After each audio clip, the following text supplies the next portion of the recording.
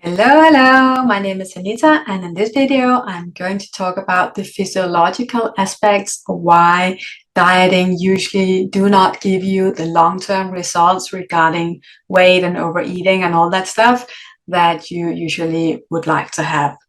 So this is interesting because this is like the mainstream solution to overeating issues or to overweight issues, that people should just restrict and try to eat the right things and all that stuff. And it can be really hard because it's based on willpower. And willpower is something that is a resource we will run out of. So yes, it can work in the short run as long as you have willpower left in your account. But when you run out of willpower, then you usually might end up overeating. And there are physiological aspects to this, psychological aspects, and conditioning aspects to this. So this video is going to focus on the physiological part. So I'm just going to share my screen with you. Here we're going to look at why diets doesn't work in the long run and what you can do instead. Because when we are trying the restriction path, what we usually would like to happen in our body is that the body goes into calorie deficit and that the body is going to utilize the fat on your body for energy. And that, of course, most people hope is going to lead to them losing weight.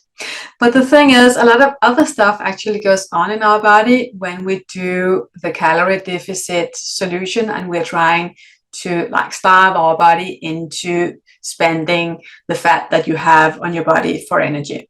So when your body goes into calorie deficit, then the body experiences this as some kind of stressor, because hunger is a stressor for the body. The body has several other stressors too, like for instance, if you over-exercise, and if you do that without actually having fuel in your body to do that, well, that is a stressor for the body too. So that leads to, we get cortisol, that's our stress hormone, that it gets released into our body. And when cortisol gets released into our body, then it is a signal for the body that we need to get access to some sugar, some glycogen, so we can have the energy to handle whatever stress it is that we are facing. So let's say if you were living in the Stone Age and you saw a saber-toothed tiger lying behind the stone and waiting for you, then of course it would be beneficial to you to get access to some energy so you would have the strength to run for your life so you wouldn't get eaten. So that kind of mechanism still works today.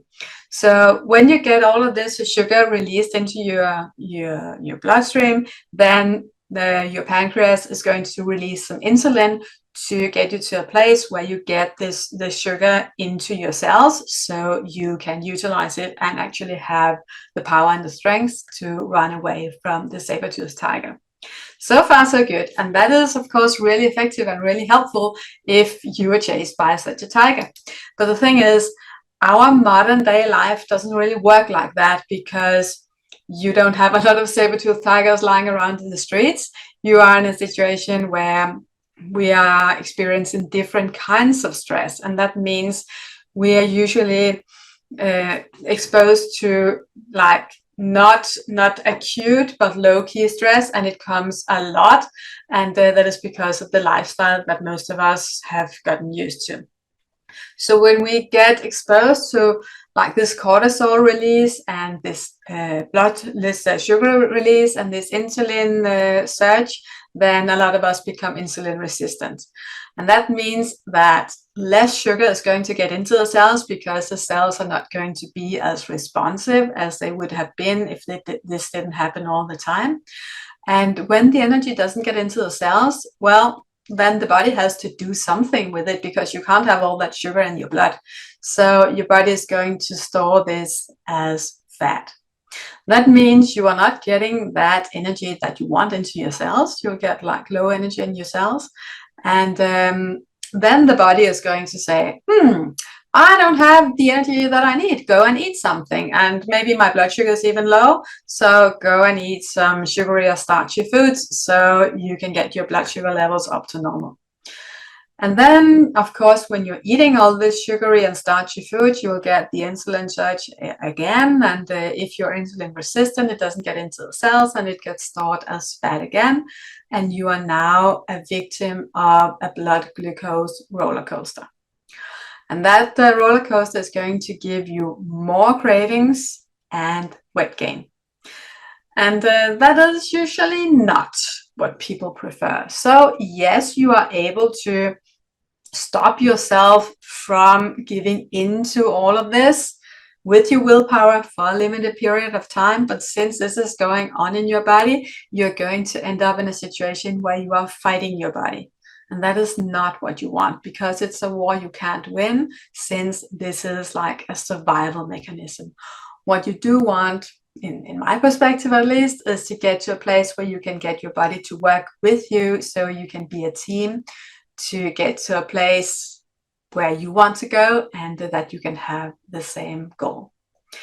When we end up here, we usually end up with, as I said before, more cravings, because also we end up eating the wrong things. We end up eating starchy and sugary foods because those are what we end up craving. And that again can lead to a lot of physical imbalances like fatty liver, diabetes, joint pain, maybe because we become too heavy, and high uric acid levels, hormonal issues, candida overgrowth, leaky gut, and a lot of other stuff. And those again can cause it for us to be harder to lose weight. And it can cause for us to end up with less energy and digestive issues and a lot of other different stuff that we really do not want. And that is also putting our health at risk. So, yeah. So, okay, now we agreed on, I hope, that to try to force your body to lose weight by starving it is not really the best solution. So let's look at what you actually can do. Because if you start out with getting rid of your urge to overeat by looking at what's going on in your body, what's going on with your thoughts and emotions, and what's going on with your conditioning. When you use those tools, and you can look in the other videos that I have here on this channel to learn more about that, you can make your urges, your need to overeat, to go away. And that means you need to work with your body, you need to work with thoughts and convictions and all of that, and you need to recondition yourself. Because when you don't have urges, well, then it's not hard to not overeat. And when you're not overeating, well, then usually most people lose weight without being on a diet. And that's pure magic, because you're not in a place anymore where you have to fight yourself to not eat all this stuff. You can just be relaxed about it and listen to your body, because we are all born in a way where we can just listen to our body and eat when we are hungry, stop when we're full, and don't think about it in between. So the weight, from my point of view, is actually just a symptom. So as I talked about before, how do I get rid of the urges? Get your body in balance. So it's going to work with you, not against you. Reprogram your thoughts and emotional patterns that are causing you to eat. And also change your conditioning. Without urges, it's easy to eat in a way that's good for you. So what we usually see is that people very often choose to eat pretty healthy. A lot of women know a lot of stuff about food, and yeah, some of them have even educations where they have learned about diet and how to eat and what to eat and all of that stuff. So it's usually not lack of knowledge that is causing people to overeat. So when you have all this knowledge about food and what to eat, well, it's not going to solve your problems to start on a new diet and to just get a new diet plan or a new cookbook, because that's going to be based on willpower too. All that knowledge, you can't really use it when you have urges. So when you make the urges go away and you don't have this need to eat all of this stuff anymore, then you will actually be in a position where you can use all the knowledge that you have about food and eating and all that stuff. And when you are at that place, well, then it's not going to be hard anymore. The war is over and you will experience peace. So I really hope that some of this made sense to you. And if you want to learn more about how you can get rid of the urges, well, look at some of the other videos that I have shared here on this channel.